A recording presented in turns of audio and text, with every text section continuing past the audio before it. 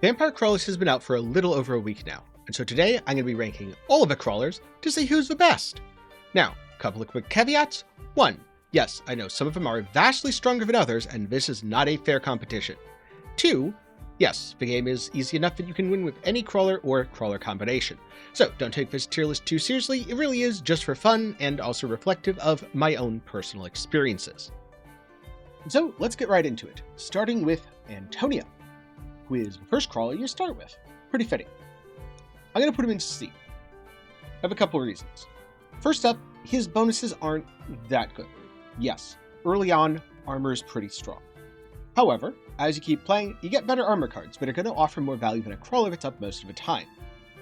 Increasing your damage every time you play a weapon card, also very good early on, but pretty soon you're going to have other sources of might, and you're going to be able to increase your damage through things like combo, so you're not quite as reliant as having the might from your crawler specifically. Also, the whip is a kind of lackluster weapon unless you're able to upgrade it. So for all of those reasons, Antonio goes into the C tier. Next up we have Arca of the Ladonna family. Now he starts with a Fire Wand, good bit stronger, and has some mana bonuses, which early on are pretty nice, especially if you've played enough Fire Wands which can actually unlock Arca. But I'm still going to put him in B tier, because while he is good, don't get me wrong, he'll do well early game, I do think there are better options, especially later, and Fire Wand is the sort of item that you probably don't want to start with, rather you want to pick it up later when you know you're going to evolve it. It's great for AoE damage, it gives knockback, it's a strong consideration, but you might want something else, especially since Hellfire's a little costly. Next up we have Yata Cavallo, the bear who throws cherry bombs. These do a surprising amount of damage, and he's pretty good at generating a mount. So for those things, I'm going to put him in B. I don't think he's quite C tier, but also I didn't really feel the need to use him. In most cases, I was using other crawlers over him. The cherry bombs are fun to watch bounce around with high luck. There's another character though, but if you like to watch things bounce, I would recommend them instead. Okay, so next we have Sailor Moon. I mean Christine. I'm going to put her in A tier. There's a couple reasons. First of all, her pentagram is quite strong. It erases enemies, which is very, very good against trash mobs. Especially on the bridges, you can use this to wipe out waves and waves and waves of enemies. The pentagram evolves into the Gorgeous Moon, which cycles between 1 and 5 mana cost, with increasing effect time after time. Now, it's probably not going to wipe out bosses for you. That is the one weakness of her setup. But even starting cards aside, Christine has some other interesting upsides. The first of which is, when you play her as a crawler, you can reduce a card's mana cost, which allows you to fit certain things into your combo that you might not otherwise be able to. Also, fun fact, yes, you can play Christine, and then use her effect on a 0-cost card. It goes to -1, so you can combo -1 into 0 into 1 into 2 into 3, instead of having to always start your combo at 0, which is really nice if you have a 0-cost card that you want to boost with your combo effect. In addition, as you continually play cards with Christine active, you have a chance to disarm bosses. Now, this is not a 100% chance. You can disarm regular enemies very easily. Bosses have disarm resistance. Luck may play a factor here. I'm not actually sure if that's one of the things that luck does work on. By the way, I'm not entirely sure how luck works in general with a lot of the RNG effects, if it's just a flat percentile thing, or if it scales. If you know all the details or the formulas related to luck, please do let me know down in the comments below. But just the chance to disarm stuff is really nice, especially if you don't have any other crowd control effects. It is not 100% effective, but you're playing a lot of cards in a turn. So all of those chances can disarm a boss and can give you a little reprieve. Next up, Suor Clarisse, who I'm going to have to put in C tier, because very shortly after I got her, I got another character that eclipsed her. Her whole deal is healing. Both direct healing when you play her crawler card, and then additional healing based on the cards you've played at the end of a battle. Which is all fine, and her starting weapon with Santa Water is actually really good. It's one of my favorites still. The thing is, you only need healing if A, bosses get to damage you, and B, if you don't have revives, because if you can build up your revives, you will just restore yourself to full, instantly and immediately, why even bother with health when you can just reincarnate? So for those reasons, she goes into C because I didn't end up using her very often. And Tenkiei, same kind of deal. Shadow Pinion and Valkyrie Turner is cool, though I did notice that Valkyrie Turner built up kind of slowly, so very often, by the time my Valkyrie Turner, I had played enough cards to do really good damage with it. I was probably just doing that really good damage with all of my other weapon cards due to my high combo anyway. I think there's a short window where both her and Sewer are quite useful, basically right as you unlock them, if you're doing all the things that unlock them almost immediately. After that, I personally haven't found too many uses. That said, if you are a fan of either one, explain why down in the comments. Let me know. Maybe I'll change my mind. Then we have the Holy Man Demario, who also goes into C tier. The King Bible is a good weapon, especially if you can evolve it. However, you don't necessarily need to start with it. It's pretty darn easy to get early on in a run. In addition, his effects are duration, and there's another crawler that I'm going to talk about later that I think does duration better, and a damage proc. And there's another crawler that I'm going to talk about later that I think does damage proc better. So while he's fine, I barely ended up using him because I just felt like other crawlers I had, many of which I'd unlocked before him, do his job just a little bit better. Iguana Gallo Valetti, the gold farming crawler, who is very strong. He's going to be our first S tier. So, where he works, you play the crawler, you gain greed. This allows you to farm more gold.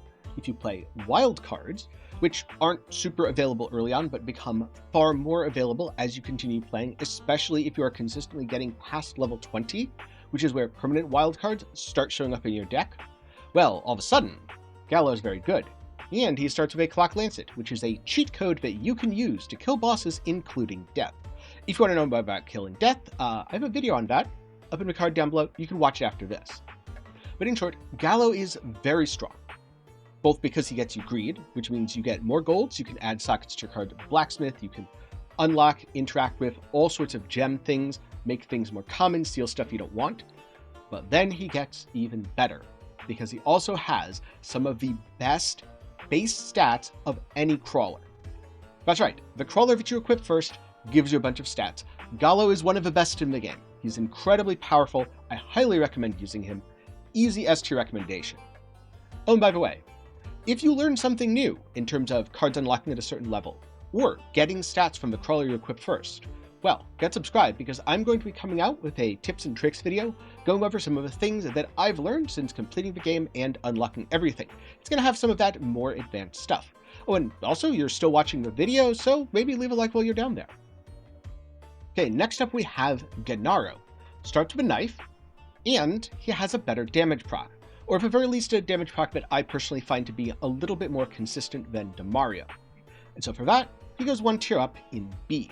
I've used him occasionally, especially if I was trying to make something like 1000 Edge, but I didn't end up using him that much, especially as I got more and more into the later game. He very much feels like an early game crawler to me. Giovanna, on the other hand, well, Giovanna scales very well into the late game, because Giovanna is the first of the draw crawlers. Yes, that's right, some crawlers give you card draw when you play blue, purple in this case, or yellow cards, or in some rare cases even red cards. And card draw is really, really good for deck fixing. That's part of why, when you use a track door, your decks go so much better. So, for that alone, Giovanna goes in S tier. Also, Giovanna starts with the Gatti Amari, the cat fights. The cat fights can be quite good because if you evolve them, there's a good chance you will be able to destroy your enemies by turning them into coins. So, for those reasons, easy S tier. Okay, next up we have Imelda, who, when played, gives you some EXP. That's alright. But what's really cool is, as you play yellow cards, which are one of the most commonly played card types, you gain EXP growth. Remember, the higher your level, the more cards you have in your deck, which, okay, that's not always a good thing. Often is to a point, but eventually your hand might get a little bit cluttered. The thing is, in addition to all that, EXP growth means you can get to level thresholds that are higher sooner. Something like level 20 where you unlock more powerful cards. Oh, and Imelda is available from the beginning. So for all of those reasons, I'm going to put her into A tier. Also, her magic wand starting weapon is one of the easiest things to evolve in the game, because it combos with any tome, and tomes are very common. Plus, you probably want to pick a tome up. It's not going to be cluttering your deck, since it provides extra mana. Okay, Croce, the demon guy. I went back and forth on him for a long time, where I was going to put him, between S and A. I'll give you the arguments for each, then I will place him down. So first, the argument for S tier. He gives you revives, and he is the only reliable way that you can restore your revives in mid-combat. So if you have a really long fight, say you're killing death or you have super high curse, and you're worried about the fact that you're probably going to die, and you might even die repeatedly, well, he is a way to keep you alive over and over and over again. Especially because if you get a bunch of crawler triggers, you will get revives. If you play him at high combo, you will refill pretty much all of your revives. Okay, going from 0 up to 5 is a little bit difficult, but I've definitely gotten, 2, 3 full revives just by playing him. Now, the argument for A tier, he's not as overwhelmingly valuable as either Giovanna or Gallo. His starting weapon, the cross, is good. His stats are pretty good, but in a lot of games, you're not actually going to need the revives. So it's not like he's a must-play when you're at the point where you have 2 or 3 crawlers. So for those reasons, I could see him in A tier, but he saved me too many times, and so I'm going to put him in S. Next we have Llama, another damage crawler, specifically the best if you just want to scale your might really high. And she starts with an axe, which is cool, but I'm going to put her in B. Now, I don't know if this is just because I played in a weird way, I progressed super quickly. I unlocked her fairly late. I was already at the game's final zone before I unlocked her. And I also have another crawler who I really like, who I think is significantly stronger. So, for those 2 reasons, I didn't end up using her that much, and most of this tier list has been towards the top. Those are the crawlers that I use consistently, and I won consistently with. Towards the bottom, those are crawlers that I didn't use as much, which isn't to say they're bad, it's just to say other people can do their job as well, and so I didn't end up using them as frequently. And that's where she fits, hence the B tier. Now we have Missing No, who's in the win tier, because Missing No is a free win. You get Missing No by killing death. Not only are Missing No stats just absurd, you get like 125 armor a turn, which means most enemies, even with curse scaling, cannot damage you anymore. Also, you get Death Spiral with 3 sockets as a starting weapon. That's right, you don't just get an evolved weapon as your starting weapon, you don't just get multiple copies of that, you get 3 socket Death Spiral, which is super easy mode, and you get a bunch of health, and you get a bunch of other stats like growth, revive, curse, everything, you name it. Missing No is, okay, you've done everything in the game, you have literally killed death. Probably repeatedly literally killed death. You've won the game is saying, alright, just chill, relax, enjoy your free wins.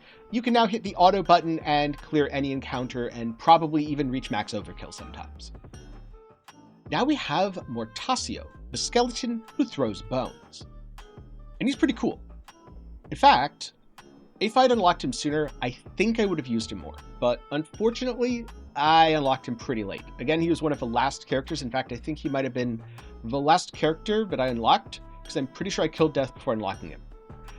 So I'm going to put him in B tier. I think he's pretty cool, especially in the early game. His weapon is actually very cool, but also you can encounter his weapon on other characters, and his effects, they're okay.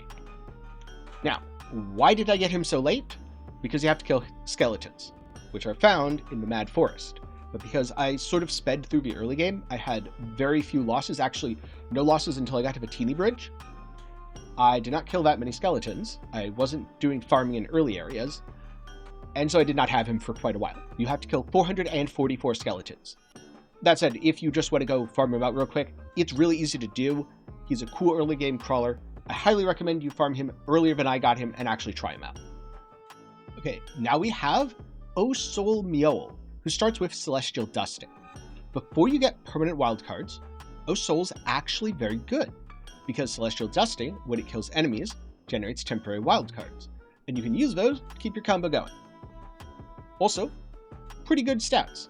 Luck, okay, maybe luck isn't always useful, but if you get any of the RNG weapons, it's pretty good. If you get crit weapons, I think it works on those. Have not 100% tested to confirm whether it works with crit or not. Also, it means more chances at 4 things being offered, which means more chances at gems being offered, which means more opportunities to do cool stuff. Oh, and mount is generally always good. So yeah, Osol, really solid character. And also the best boy, so he gets a tier. Even if he wasn't going to be ranked highly on other stuff, he would be at least B tier just for being the best boy. Pasqualina, who starts with Rune Tracer. And I'm going to put her in B because I wasn't too impressed with Pasqualina. I do like Rune Tracer, and especially its evolution, No Future. Because this is a weapon that bounces around the screen and explodes and just does a ridiculous amount of damage. I suspect it also scales pretty well with Area of Effect, simply because of the fact that it's constantly bouncing and constantly generating hits.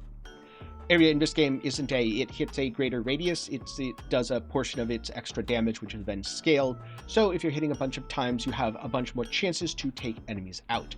And that is exactly how Rune Tracer works. Basically, I will play it, it will bounce around my screen so much that I can't see anything for a second, and all the enemies will be dead. And now, onto Poe, Garlic Man, a fan favorite from Vampire Survivors, who goes solidly in A tier.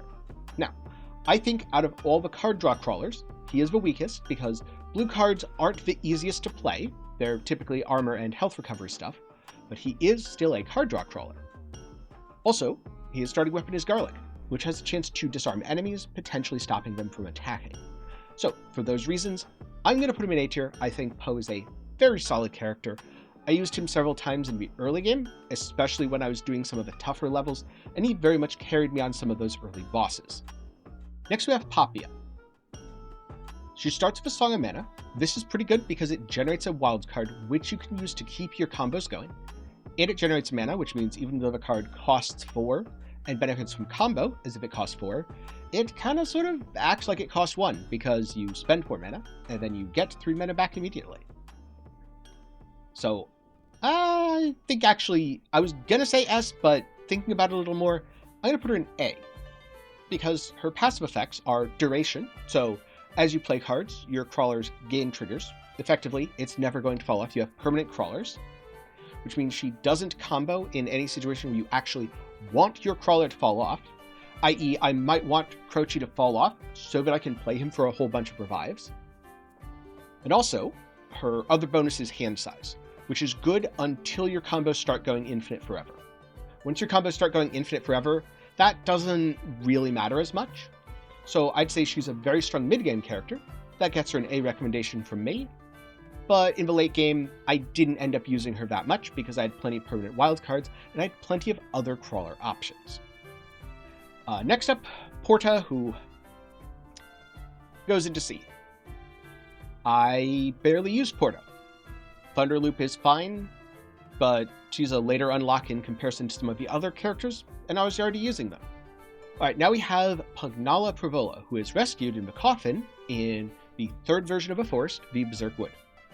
And she goes in Wind tier, because if you are stuck on the bridge, use Pugnala Prevola, she will carry you, and she carried me really far actually. Her raw stats are not as powerful as Missing No, but she starts with insane weapons, with Fiera dur Tofelo and the 8 Vespero.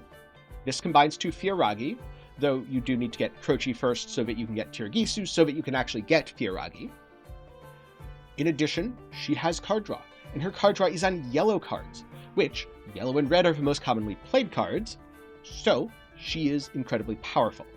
Oh, and I almost forgot to mention the fact that Missing No is card draw on red cards. I know, I'm mentioning this late. Missing No is so OP that the fact that Missing No also gives card draw almost doesn't matter. Like, even if Missing No did not give card draw, did not have any crawler trigger effect, Missing No is still insane. But no, also card draw. And Pugnala Prevola gives might when played. So if you get a bunch of crawler triggers, you have enough duration that she stays up for a bit, but she's not permanently up. You can get to a really high combo. You can play her, get a bunch of might, and hit much harder, which is very nice on boss fights. So overall, Pugnala, my favorite crawler. She is definitely super OP, might even get a nerf. highly recommend if you're struggling on pretty much anything except for the super late game stuff, where, some of the other characters here might outshine her a little bit, but also you're bringing a team of 3, and your team of 3 easily could include Pugnala. Last up, Bianca. Ooh, where do I put Bianca? Because I think Bianca is, if you just want to scale a mount, the best amount crawler. But also the minecart takes forever. So if we're just going based on minecart animation speed, I would say C tier. However, I don't think that's entirely fair. So I'm going to bump Bianca up to B tier. I think B tier is where I'm happy putting Bianca. But that said, I can definitely see her going higher. I could see her going even into A. And so that is my Vampire Crawlers Crawler tier list. Now, this is based on the characters that I've found success with, I find to be strong. These are all really good in my opinion, but you might feel differently. And if you do, feel free to tell me about it down in the comments below. Just remember to be polite and respectful. And also remember, this isn't super serious. You can win with any of these crawlers, you can win with any combination of these crawlers. At the end of the day, if you just want to do crazy stuff and make fun builds, the game is more than easy enough for you to do that. There's no reason to min-max. But also, making a hyper-optimized team of Missing No, Pugnala, and Gallo, and then smashing everything, that's fun too, especially if you get some coin count involved and start hitting stuff for millions. Now, if you're looking for more Vampire Crawlers content, I've got you. First of all, wondering how to get started? I have a beginner's guide. Second of all, do you want to kill death? Do you want to get Missing No for yourself? Well, you can check out my full video guide up in the card and down below. Also, if you want even more Vampire Crawlers content, get subscribed. I'm pretty sure, even though I've completed all the content now, we're going to add some DLCs later. Definitely going to come back for those. I've had a blast. And I'm going to be making an advanced tips and tricks video, going over some of the things I've learned since completing the game. While it is going to focus on more mid and end gaming stuff, even if you're starting out, there are things that you can learn. So, if any of that sounds interesting to you, get subscribed, and hey, if you haven't already, maybe leave a like while you're down there. But that's going to be about it for me today. So, thank you very much for watching to the end. I'm glad you've enjoyed. Good luck in your crawling. I'll see you in the next one.